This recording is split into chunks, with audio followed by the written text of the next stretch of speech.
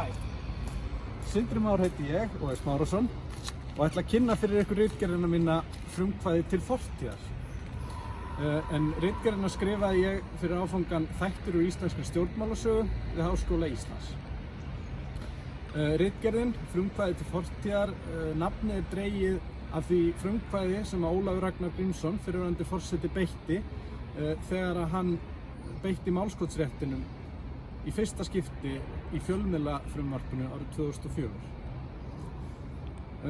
Ritgerðin fjallar uppeldi, menntunarár og alþingissetu Ólafs Ragnars áður en hann settist á Bessastaði og svo aðdragandann að því þegar hann beitti málskotsréttinum. Vonaði hafið gaman að, gjörið svo vel. Ólafur Ragnar Grímsson fæddist á Ísafirði þann 14. maí árið 1943. Hann var alinn upp að miklu leyti hjá ömmu sinni og afa vegna veikinda móður hans. Stjórnmálaáhugann fékk hann líklega frá föður sínum sem starfaði meðal annars sem bæjarfulltrúi. Ungur flutti Ólafur til Reykjavíkur og gekk í menntaskóla Reykjavíkur. Þar vakti hann strax mikla athygli í félagsstörfum og var vinsæll meðal nemenda. Ólafur útskrifaðist úr MR árið 1962 og þá hélt hann út til Bretlands í háskóla. Hann lærði stjórnmálafræði og hagfræði.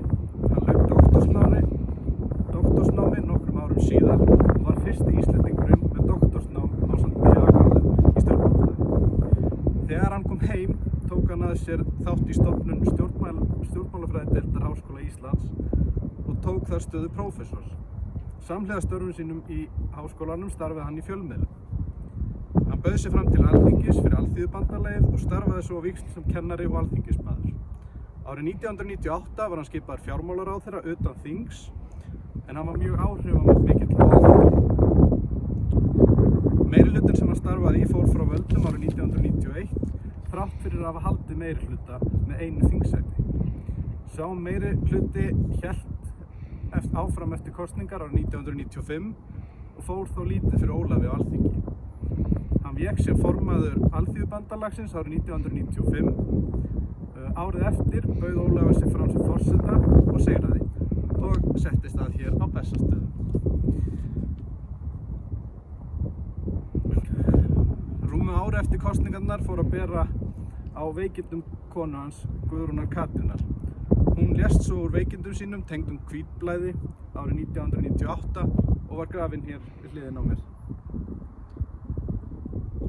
Störf forseta urðu þá nokkuð litið af því áfalli sem Ólafur hafði orðið fyrir fram til ársins 2001 en Ólafur var sjálfkjörinn forseti árið 2000. Árið 1999 kynntist hann Dorrit Moussaeff og giftu þau sig árið 2003.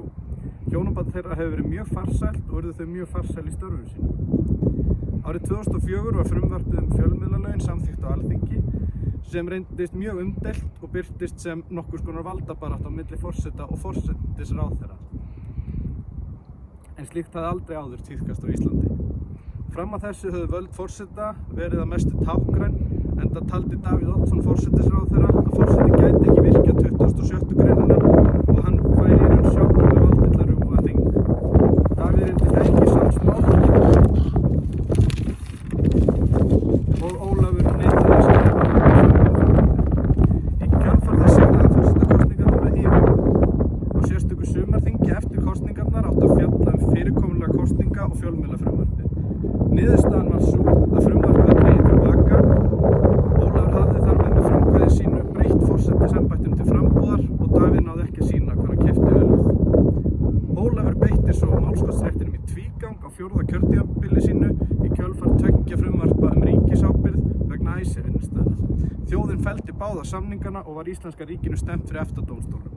Íslenska ríkið var sýknað sem var stórsigur en ekki síst persónulegur stórsigur fyrir Ólaf Ragnar Grímsson. Takk fyrir.